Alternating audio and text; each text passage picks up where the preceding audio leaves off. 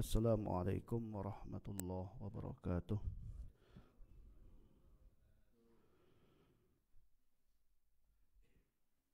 Asbahna wa asbahal mulku lillah la syarika lah. Asbahna ala fitratil Islam wa kalimatil ikhlas wa nadi nabiyina Muhammadin sallallahu alaihi wasallam. Allahumma anfa'na bima 'allamtana waj'alhu ziyadatan amalan salihan lana ya rabbal alamin. Hadirun rahimakumullah. Alhamdulillah pada pagi hari ini kita dapat bersama-sama kembali melakukan satu amal saleh. Setelah kita melakukan salat subuh berjamaah, kemudian kita lanjutkan dengan ta'lim, di mana ini bagian dari zikrullah, mengingat Allah Subhanahu wa taala. Karenanya banyak kebaikan yang akan kita peroleh dari apa yang kita lakukan pada pagi hari ini. Di antaranya adalah tentu sakinah, ketenangan dari Allah Subhanahu wa taala. Kemudian dilindungi oleh malaikat. Tentu di sana juga didoakan oleh malaikat agar kita menjadi bagian dari orang-orang saleh yang berkumpul dengan para nabi insyaallah di yaumil qiyamah. Berselawat kita kepada Nabi kita Muhammad, kepada keluarga, para sahabat, kepada para umatnya yang insyaallah istiqamah. Hadirin rahimakumullah, pada pagi hari ini pembahasan kita adalah, kita kasih judul kapan ilmu itu bermanfaat. Tadi malam kita membahas kapan nasihat itu bermanfaat.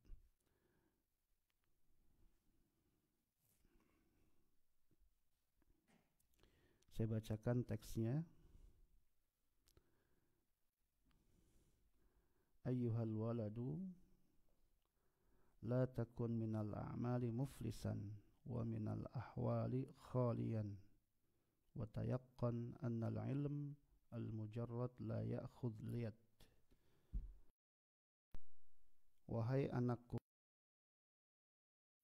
kata beliau Imam Ghazali, la takun minal a'mali muflisan. La takun, janganlah jadi atau jadikan, minal a'mali, ya, dari amal-amal yang kau miliki itu, muflisan. Ya, muflis ini adalah bahasa hadis, ya. Ya, ketika Rasulullah SAW bertanya tentang mahwal muflis, siapakah atau apakah yang dimaksud dengan orang yang muflis? Muflis itu diartikan bangkrut, ya.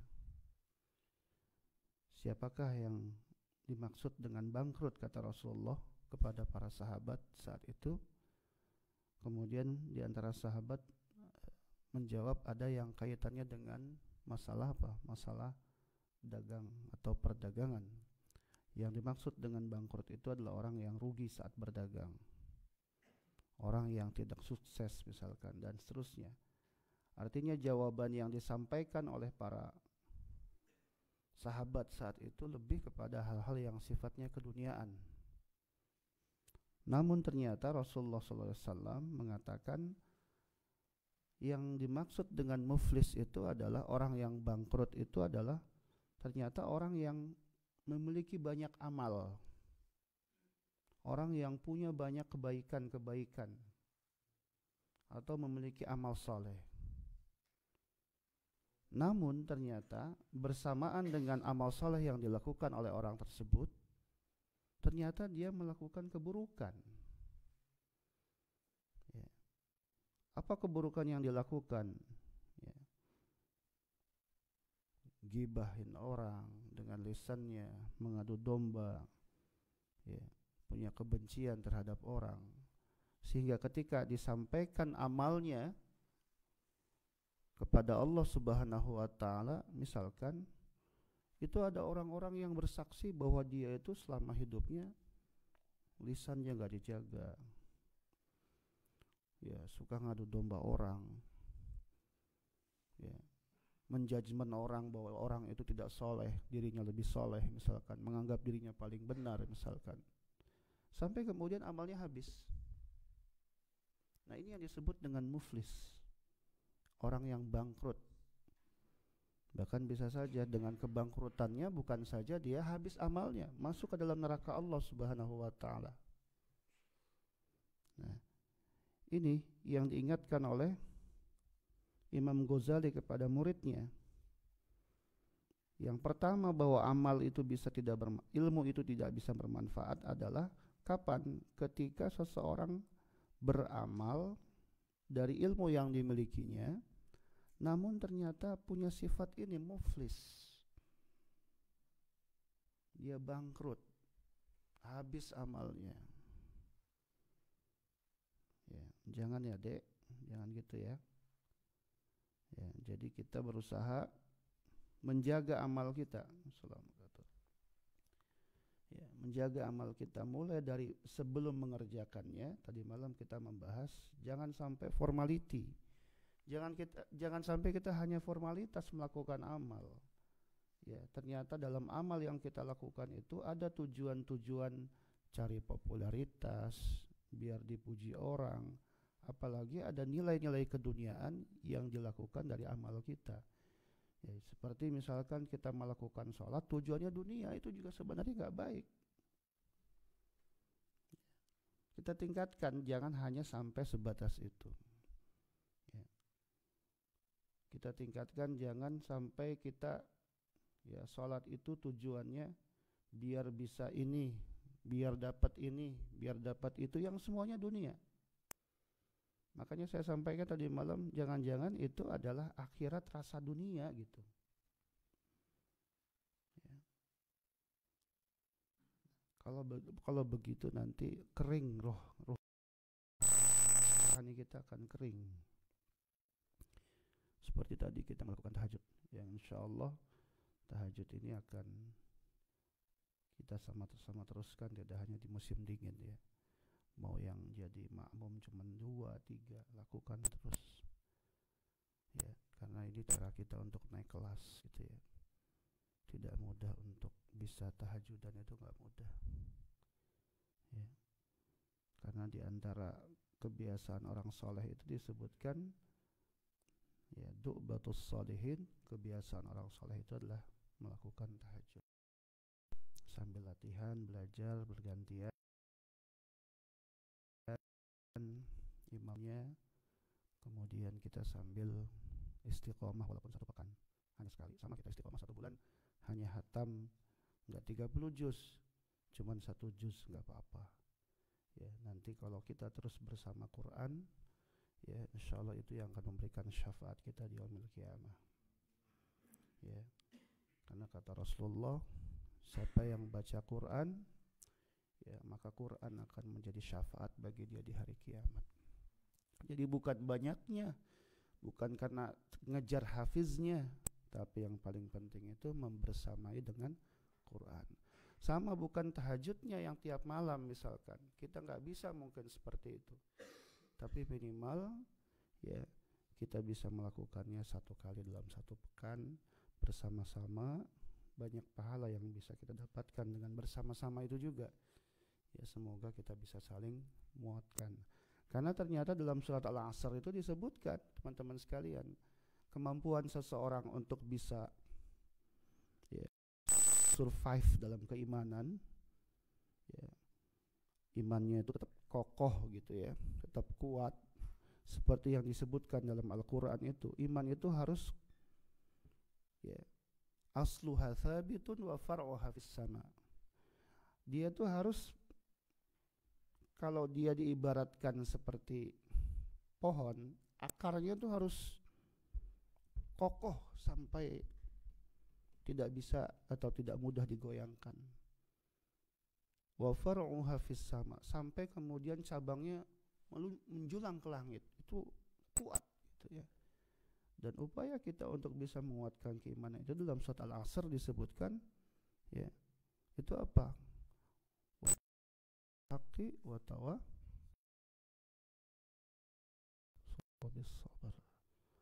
adanya ya, atmosfer yang baik di antara sesama kita untuk saling mengingatkan.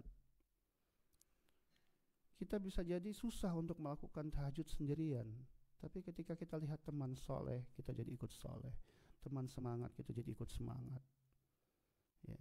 Sama ketika kita mau belajar ngaji di rumah sendirian, itu susah juga dan gak ada yang ngebenerin.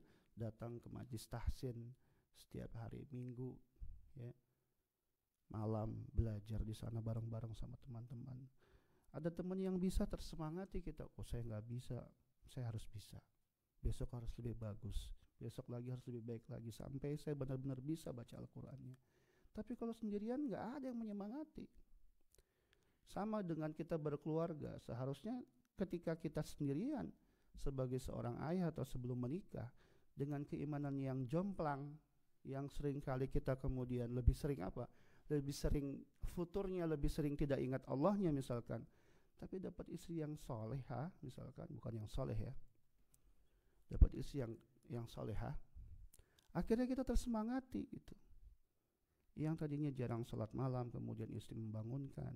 Yang tadinya sholat selalu terlambat, istri mengingatkan. Itu ya.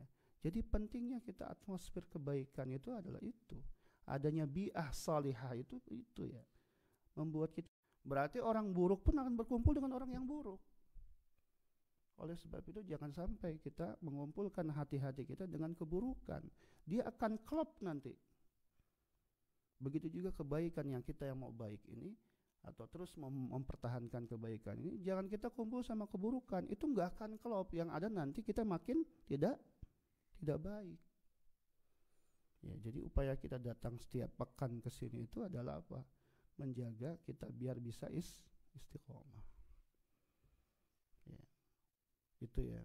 Karena nanti yang bikin kita bisa ngerem untuk tidak berbuat dosa itu lingkungan yang soleh, teman yang baik, ya, tempat yang baik, dan seterusnya.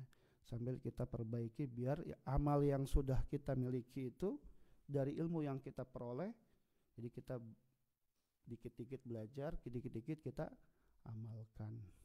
Dan kemudian jangan sampai dirusak dengan sifat ini, muflis. Ya, kalau muflis sudah pulang dia. Ya. Yang kedua, hadirin rahimakumullah, kapan ilmu itu bermanfaat? Wala minal ahwali khalian. Ya.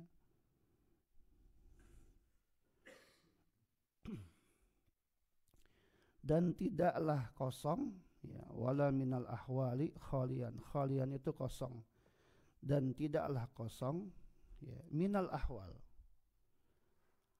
Ilmu atau amal yang kita miliki kemudian menjadi amal, itu bisa bermanfaat, atau ilmu itu bisa bermanfaat di mana kita amalkan ketika amalnya tersebut khalian minal ahwal.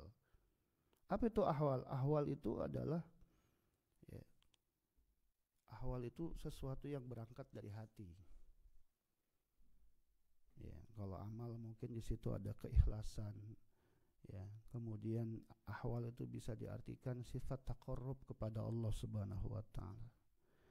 Ya, sekali lagi saya ingatkan bahwa ilmu yang kita dapatkan itu atau amal yang kita kerjakan itu bukan hanya sekedar untuk menggugurkan kewajiban misalkan. Tingkatkan sampai kita butuh sama Allah Subhanahu wa taala. Kalau kita menggugurkan kewajiban saja, orang nggak berpikir sholat itu ya dapat keutamaannya atau tidak misalkan, ya, atau pakai pakaian yang terbaik ketika melakukan sholat atau tidak misalkan.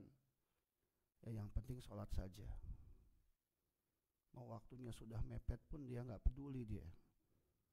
Subuhnya kesiangan, zuhurnya ya udah mepet asarnya udah mepet sama maghribnya sudah mepet sama isyanya sampai mepet dengan waktu tidurnya, udah ngantuk-ngantuk baru mau sholat. Hanya menggugurkan kewajiban, ya, khalian minal ahwal, nggak dapat esensi daripada ibadah itu sendiri gitu. Ini yang harus kita hindari. Jangan kosong dari ahwal. Jadi kalau ruh, ya kita ibaratkan ruhnya itu harus dapat, substansinya itu harus dapat. Berupaya. Khusyuk itu memang susah, gitu. Katakan begitu. Khusyuk itu susah, nggak gampang. Bisa khusyuk dalam sholat itu nggak gampang. Tapi masa sih, ya kita yang sudah setua ini katakan seperti itu, atau kita yang sudah tidak setua Pak Edi, oh begitu kan, salah Pak ya. Artinya kita kan sudah tua semuanya dari usia yang pernah diberikan oleh Allah Subhanahu wa taala dan terus menua kan, gitu. Nggak mungkin semakin muda gitu. Mas Budi aja udah berapa umurnya Mas Budi Nur sekarang tuh? Oh 17 tuh. Kemarin bilang sama saya 16, sekarang 17. Yang benar yang mana ini? Oh udah ganti tahun ya. Sekarang 2025 ya. Oh berarti next tahun ya. Mas Bekti berapa umur sekarang Mas Bekti? Tuh 29. Jenengan berapa Mas? Nah, tuh 42. Sama saya beda setahun, masih tua saya berarti. Ya. Siapa lagi Mas Munir berapa umurnya Mas? 32 dah, lumayan. Mas Galih? Pak Guru? 34. Bedanya dikit, beda dibalik sama saya. Ya. Kita terus tua, nggak mungkin terus muda gitu. Masa sih sholat kita mau begini-begini terus gitu kan? Nggak naik kelas lah ibaratnya. Ya. Yang tadinya sholatnya dipaksa-paksa, masa sih kita nggak mau naik kelas? Kayaknya butuh sama Allah gitu. Kalau nggak ketemu Allah tuh kayaknya nggak nikmat hidup ini. Saya butuh Engkau ya Allah. Pertanyaan saya begini, Allah butuh kita nggak sebenarnya? Enggak teman-teman, Allah tuh nggak butuh kita. Bahkan dalam Al-Quran disebutkan, kalau engkau nggak beriman, Allah ganti dengan yang lain yang beriman kepada Allah. Sampai begitu Allah bilang. Tapi kalau Allah nggak butuh, apakah Allah nggak sayang? Sayang teman-teman. Ya. Sayang sekali Allah sama kita itu. Semua dikasih gratis sama Allah. Nggak ada yang bayar. Kita bisa ngirup udara. Coba kalau di rumah sakit, oksigen sekali pakai berapa bayarnya? Ya. Gratis semuanya. Kita dikasih makan sama Allah. Padahal saya sering sampaikan, berapa kali kita berbuat dosa di hadapan Allah Subhanahu wa taala, tapi ternyata Allah masih sayang sama kita.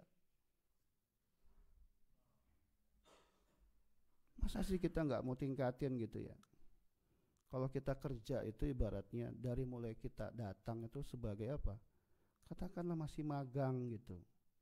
Masa kita nggak mau tingkatin jadi expert terhadap pekerjaan kita, profesional lah istilahnya.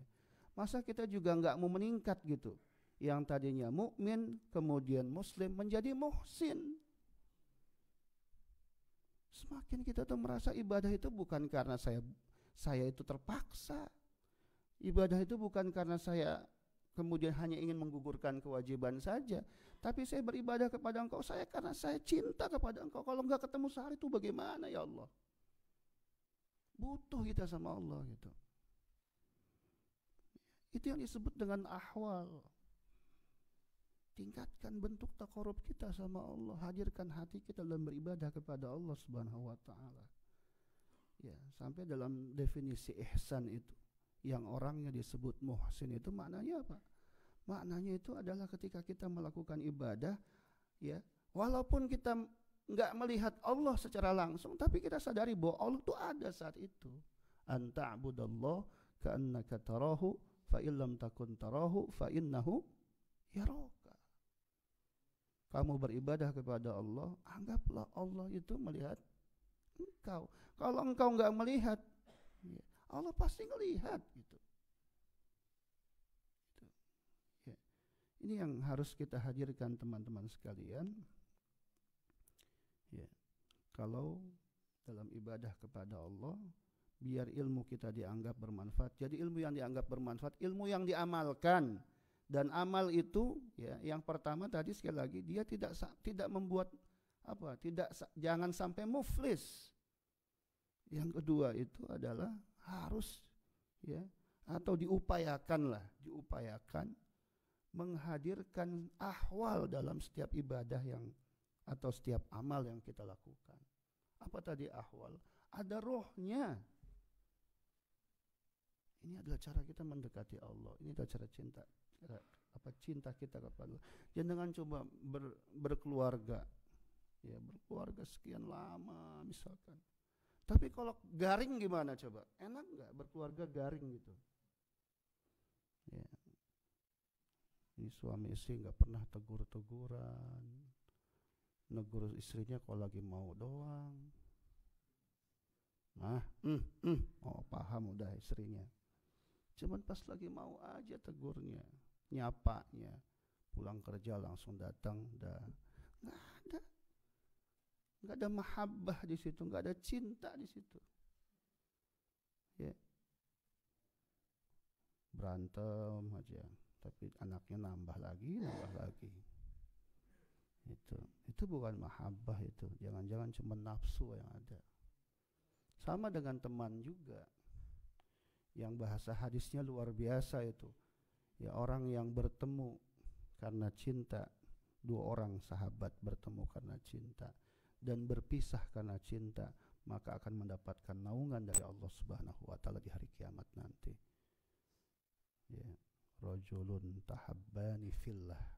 Dua orang yang saling mencintai karena Allah, wa tafarraqani ya lillah, dan mereka berpisah karena Allah Subhanahu wa taala.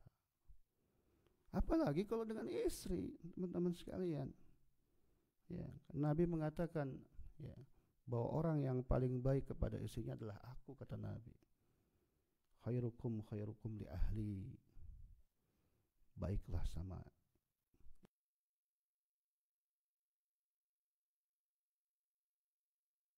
ya, lebih baik.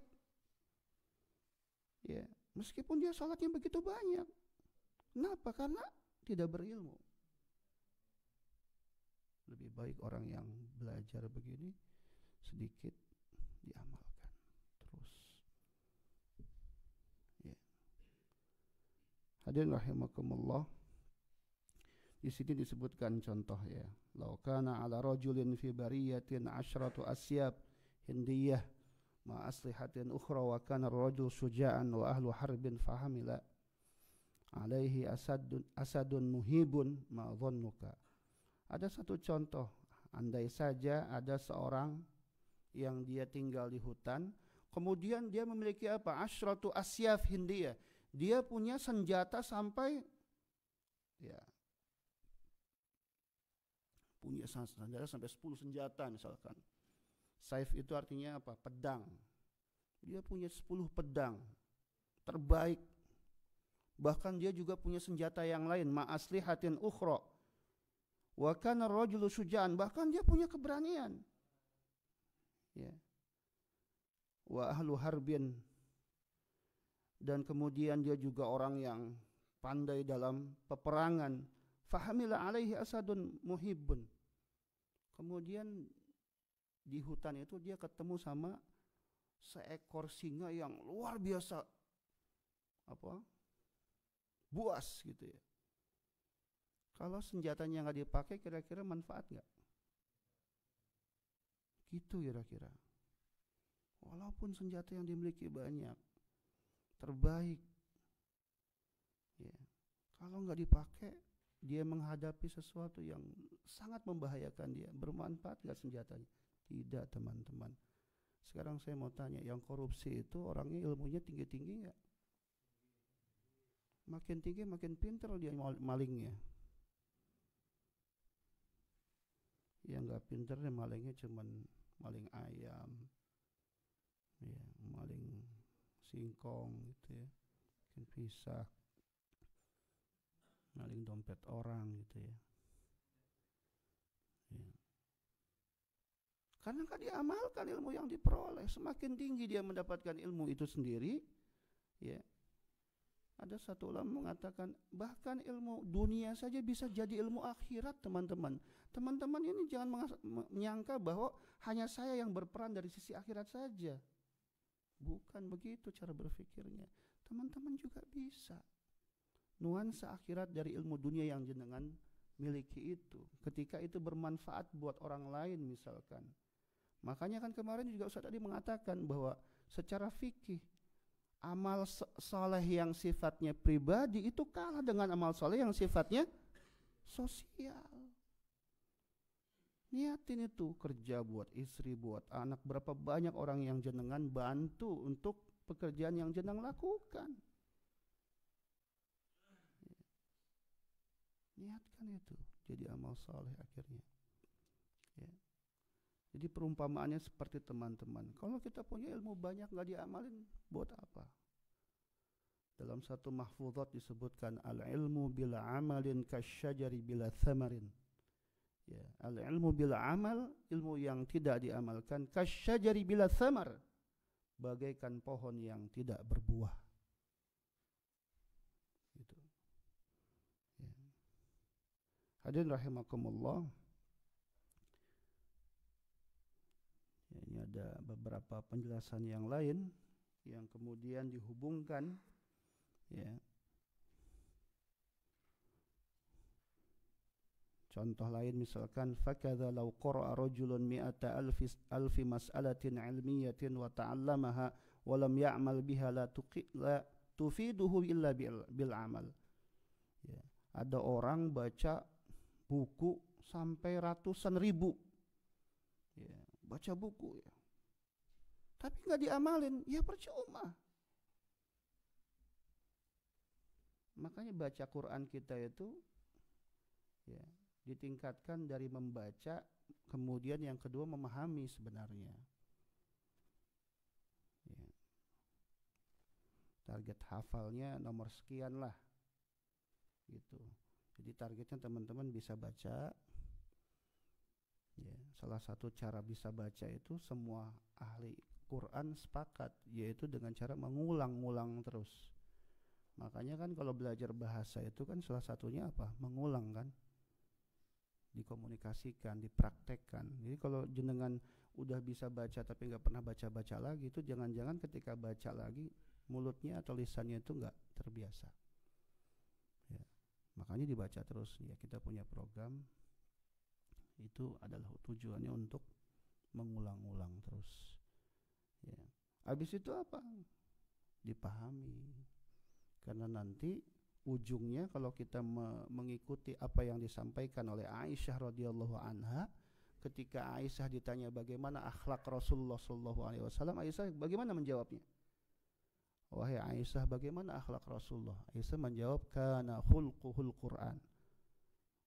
Akhlak Rasulullah itu Al-Quran. Berarti ya, Quran itu setelah dibaca, dipahami, ujungnya apa? Diamalkan. Jadikan Quran sebagai akhlak kita. Di situ bicara tentang larangan untuk ghibah, kita amalin. Di situ bicara tentang apa? Ya. Jadi akhlak itu bukan hanya kepada manusia, juga kepada Allah, kepada yang lainnya, kepada istri dan seterusnya. Itu yang dimaksud dengan akhlak. Itu. Kita amalkan semua isi Al-Quran semampu yang kita bisa setelah kita membacanya dan memahami daripada Al-Quran itu sendiri. Ya, jangan sampai seperti ini disebutkan dalam contoh tadi. Jadi nggak bermanfaat ilmu yang diperoleh karena nggak diamalkan, walaupun dia sudah baca buku yang begitu banyak. Ya, kita belajar di sini berapa kitab tapi nggak diamalkan juga percuma kan. Kitab ini kita bahas, kitab ini kita bahas, kitab ini kita bahas. Kita pernah bahas kitab At-Tibyan, kita nggak amalin. Ya. Kita pernah membahas kitab Al-Kabair, kita nggak amalin. Kita bahas kitab apa lagi misalkan sekarang tentang kitab Ayyuhal Walad, kita nggak amalin. Kemarin Nasahul Ibad juga nggak kita amalin. Percuma teman-teman. Akhirnya kita beramal tuh hanya atau melakukan satu pekerjaan hanya sekedar formalitas saja. Ya. Hadirin rahimakumullah. Ya, 3 saya kira itu. Ya, silahkan nanti Jika ada pertanyaan, ya, jadi ilmu bisa bermanfaat pertama ketika tidak dibarengi dengan keburukan. Sifat muflis di sini dicontohkan. Jangan rusak ilmu yang kita peroleh dan diamalkan itu dengan perbuatan yang dapat merusak amal.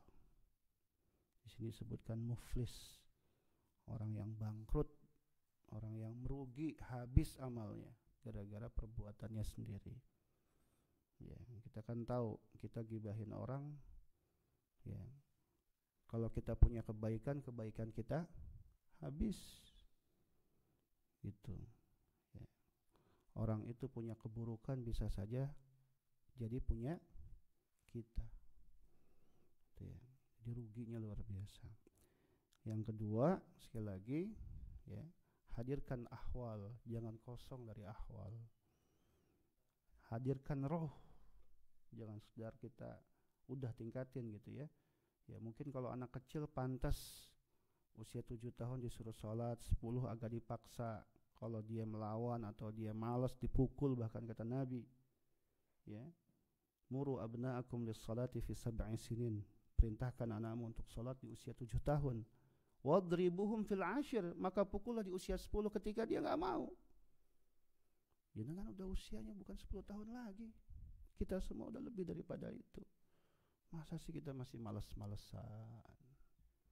Tingkatin terus, kita tingkatin sampai kita bisa muhsin. Ya, itu hadirkan ahwal sifat ihsan di dalam ibadah kita.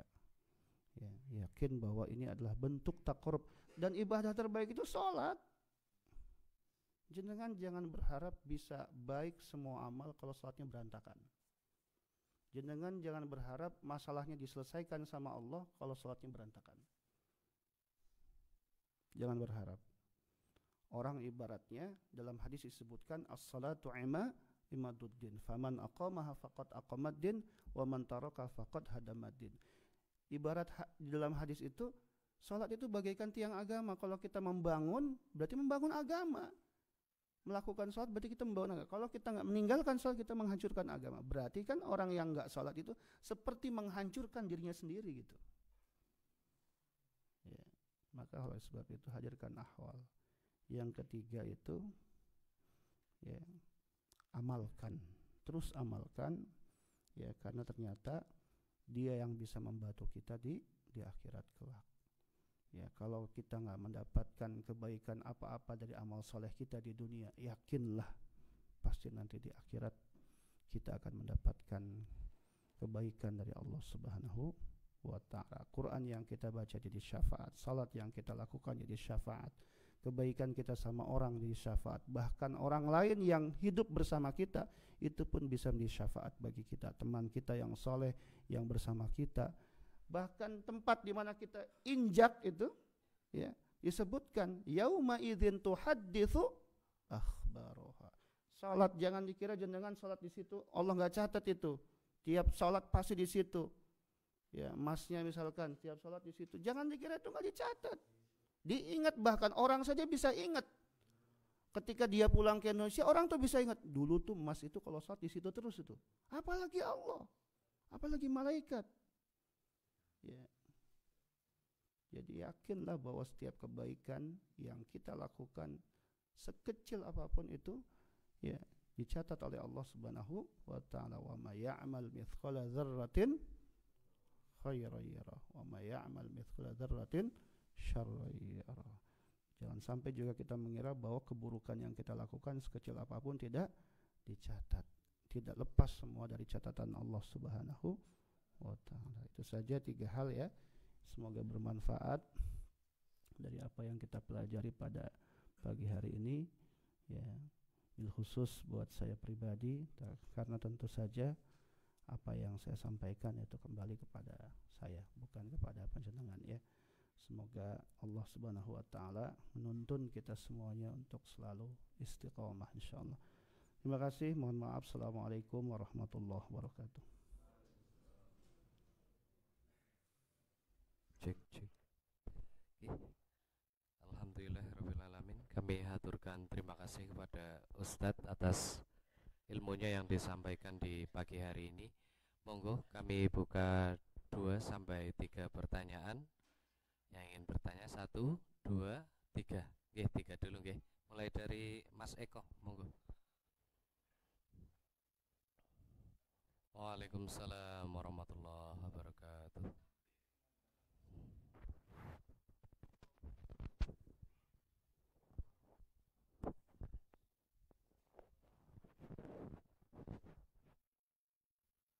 Waalaikumsalam warahmatullahi wabarakatuh. Mas Budi.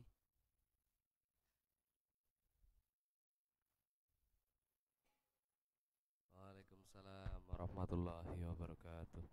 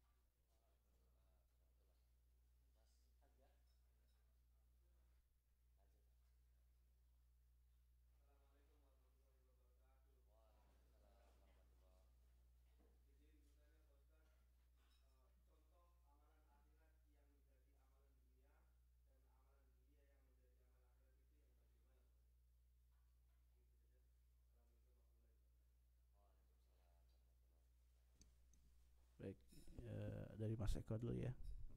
Mohon izin Mas Amir. Yang pertama dari pertanyaan dari Mas Eko, kita di Indonesia itu sebelum berkumandang azan itu terbiasa membaca sholawat. Begitu nggih? Ya, apalagi di kampung-kampung mungkin ya. Kalau di kota mungkin kadang-kadang agak sulit mendapatkannya. Ya. Boleh nggak sih ibadah tersebut? Boleh. Nah, di antara tujuan membaca sholawat itu adalah ya, itu membangunkan atau mengingatkan orang yang belum datang ke masjid. Gitu. Bahkan itu Bilal pernah membacakan sebuah doa itu. Ya. Namun teman-teman sekalian, ya, hal ini bukan berarti tidak ada khilafiyah. Bukan berarti tidak ada sisi perbedaan pendapatnya. Gitu. Ada juga yang berpendapat bahwa hal ini tidak dilakukan oleh Rasulullah. Dan ternyata itu yang menyampaikan ulama. Salah satunya adalah Abul Faraj Al-Jauzi. Beliau mengatakan seperti itu. Ya, sehingga bisa saja ketika hal itu diamalkan di sini ada orang yang kontra ataupun tidak sependapat, ya, itu mengingatkan kita. Dan tentu cara mengingatkan orang itu setiap orang berbeda-beda kan. Nah, kita yang diingatkan bisa saja kaget karena ternyata caranya nggak baik. Sudah langsung azan saja misalkan begitu, nggak usah pakai bacain itu dulu misalkan seperti itu. Ya karena tadi orang itu mengingatkan dengan caranya masing-masing dan dengan kulturnya dia kadang-kadang atau dengan kebiasaan dia misalkan, ya seperti itu. Orangnya kalau ngomong kasar ya bisa jadi ngingatinnya dengan cara yang kasar. Orangnya kalau ngomong lembut, misalkan ngingetinnya nggak perlu di depan umum, tapi dia ingatkan pelan-pelan. Nanti jangan seperti itu lagi ya, begini saja misalkan. Nah tadi ya, terkait dengan ibadah ini atau amalan ini ya, itu ada yang membolehkan, ada yang tidak membolehkan. Nah, bagaimana biar kemudian, nah tujuannya juga tadi diantaranya adalah untuk mengingatkan mereka yang belum bangun, seperti itu, atau belum sampai ke masjid. Ya. Nah, kalau di sini mungkin teman-teman mohon maaf ya, mungkin karena bukan di Indonesia, kontranya akan jauh lebih besar gitu atau lebih banyak, sehingga kita menyesuaikan saja. Ya. Jadi kalau teman-teman nanti azan di sini, ya tidak perlu sebelumnya baca sholawat, langsung saja azan. Ya. Kenapa? Ya, kalaupun nggak dijaharkan tapi lama kan nanti repot juga, ditegur juga. Ngapain sih kamu gitu? Udah waktunya azan kok masih diam aja gitu kan? Ya. Ya. Jadi tadi setiap hukum, setiap fikih itu ya, istimbat hukum itu atau keputusan hukum itu kan ada ilatnya, ada penyebabnya. Makanya tadi saya sampaikan penyebabnya, salah satunya adalah mengingatkan orang untuk datang. Ya di sini kan nggak banyak yang kita ingatkan ya, beda dengan di Indonesia misalkan seperti itu. Satu kampung masjidnya cuma satu, baca sholawatan dulu biar orang pada datang. Di sini kan enggak lah. Jadi esensinya itu enggak ke sana gitu. Maka untuk menghindari al-khuruj minal khilaf itu mustahab. Kita keluar dari sesuatu yang sifatnya perbedaan itu dianjurkan. Ya. Makanya saya kadang-kadang kalau sudah debatable gitu ya tentang satu persoalan, saya lebih baik diam saja, nggak mau berdebat panjang gitu ya. Ya, mau pakai madhab Syafi'i silahkan, mau pakai madhab Hanafi silahkan, pakai madhab yang mana silahkan. Semua adalah ulama-ulama kita yang harus kita hargai. Itu ya. Jadi itu ya. Sebenarnya pertanyaannya request dari saya, Mas Eko nanti tanya biar saya bisa jelaskan. Ya, tapi teman-teman tetap semangat ya.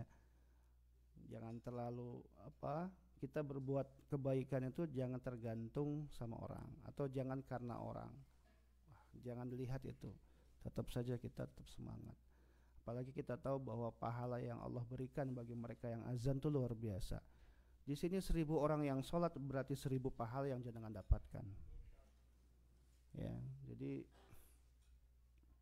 insyaallah ini juga pahalanya luar biasa nganterin makan. Karena di antara kebaikan itu adalah it'amut ta'am, memberikan makan kepada orang. Ini luar biasa ya. Jadi itu ya, yang pertama Mas Eko tetap semangat azan. Jangan kendor, jangan mundur gara-gara beliau. Ya. Karena saya aja dulu waktu pertama datang ke Korea, baru datang ke sini ngimamin, saya kan bacanya sukanya pendek-pendek aja gitu, 2 ayat, 3 ayat. Ditegur saya sama beliau, nyamperin, ngomong panjang. Udah selesai baru saya ngomong. Di sini orang yang jadi makmum macam-macam. Bisa jadi pekerja lebih banyak dibanding kamu. Berarti saya menyesuaikan dengan mereka biar nggak melelahkan mereka. Udah nggak pernah komentar lagi sampai sekarang. Gitu, nggak pernah komentar lagi sampai sekarang. Dia ngomong keras-keras, dengerin aja udah. Ya. Orang Mesir dia. Ya, jadi tenang, santai aja. Ya. Kemudian pertanyaan kedua, bagaimana kita tetap konsisten? Teman-teman kalau mau naik kelas, di mana-mana selalu diuji.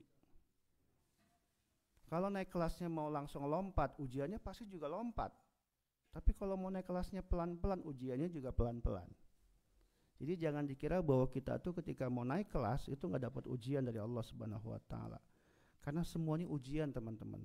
Dapat kebaikan ujian, dapat keburukan juga ujian. Jangan dikira kebaikan yang kita peroleh itu bukan ujian. Ya. Disebutkan dalam Al-Quran, kami uji kalian dengan kebaikan dan kami uji kalian dengan keburukan, dan semua atas izin Allah. Kalau saya sekarang begini Mas Budi mikirnya, apapun itu, ini Allah yang mau. Udah gitu aja. Ya, makanya saya tuh orangnya nggak banyak minta hidup tuh. Saya nggak banyak minta, nggak punya ekspektasi orangnya saya tuh. Harus ini, harus ini. Misalkan saya sekarang lagi ya sama istri ya berdiskusi gitu ya. Perempuan ya maklum ya. Kita kan lagi ngurus visa misalkan untuk kedatangan istri kemari. Saya nggak berekspektasi tinggi bahwa istri harus datang, enggak. Saya ikhtiar saja. Jadi kita tuh kenapa lelah hidup itu teman-teman? Karena kita masuk wilayah yang bukan wilayah kita. Wilayah kita itu manusia hanya ikhtiar, sudah selesai. Yang menentukan hasil itu hanya Allah Subhanahu wa taala. Jadi kita akhirnya hidup tuh nggak punya ekspektasi macam-macam, santai saja. Ya Allah kemudian hadirkan istri kemari, alhamdulillah. Enggak cuma alhamdulillah. Pasti saya selalu berpikir begini, pasti takdir Allah selalu indah. Itu aja udah. Nggak apa-apa. Saya sampai minjam uang sama Hamas buat deposit 5 juta buat datangin keluarga. Ya. Sampai kurang juga saya minjam lagi sama teman yang lain sampai kelihatan lebih besar lagi. Ya. Pinjam lagi saya sama yang lain. Habis itu langsung saya pulangin untuk lebih besar kelihatan. Ikhtiar harus maksimal, hasil tetap ya udah gitu aja. Hidup tuh begitu sehingga kita nggak capek, sehingga kita nggak terlalu pusing dengan apapun. Kita juga nggak perlu pikir nanti saya jadi apa ke depan. Nggak usah mikir kayak gitu. Saya misalkan sekolah, ya sekolah saja udah, nggak mikir nanti jadi apa. Hatta saya kemudian cuma jadi guru ngaji, kenapa emang? Apakah itu nggak mulia? Mulia lah. Apakah harus jadi dosen, harus jadi? Nggak harus, nggak ada yang harus. Sehingga kita hidup itu akhirnya nggak banyak kecewa Mas Budi. Nggak banyak kecewa. Kenapa kita banyak kecewa? Karena kita terlalu berekspektasi tinggi. Selesai di Korea, selesai pulang, ya pulang sudah. Kita merintis pelan-pelan. Kenapa kita banyak kecewa setelah kita merintis dan akhirnya kita gagal? Karena terlalu punya ekspektasi tinggi. Saya harus setahun jadi ini, saya setahun jadi begini. Ngapain teman-teman, capek kayak begitu? Udah jalanin aja apa yang kita bisa jalanin, ikhtiar sambil terus kita tawakal sama wa may yatawakkal 'ala Allah fa huwa hasbuh. Yang bikin kita cukup itu bukan karena harta, tapi tawakal kita benar kepada Allah Subhanahu wa taala. Ya jadi kita lagi mau naik kelas terus aja gitu. Terus aja. Enggak usah risau dengan samping kiri kita, samping kanan kita, enggak perlu.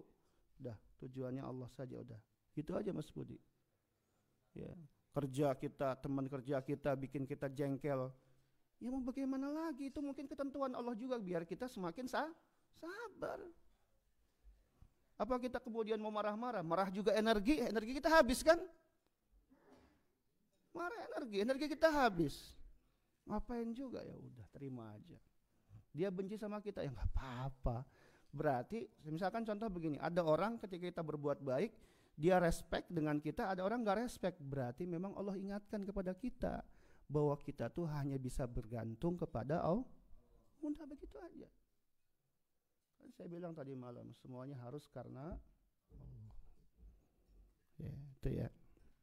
Yang kedua, yang ketiga, kenapa kemudian ada amalan akhirat tapi dia dianggap duniawi atau sebaliknya? Tadi saya contoh.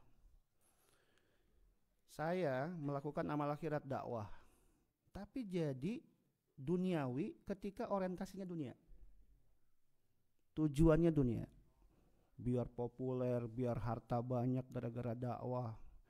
Karena kan ustadz kan gajinya nggak ditetapin, terserah Allah kan. Kalau jenengan gajinya 20 juta, ustadz bisa lebih.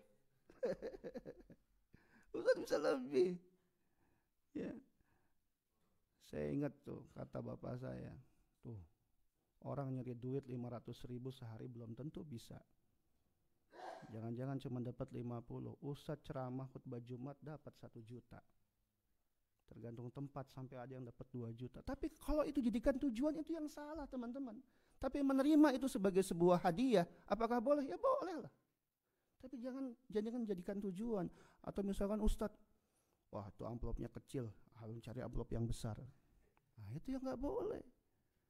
Itu datang masang harga. Kamu kalau ngundang saya harus 50 juta dulu DP. Itu yang nggak benar itu. Tadi meninggalkan ahwal dalam setiap amal soleh itu. Ahwal kita tuh Allah sudah, jangan yang lain.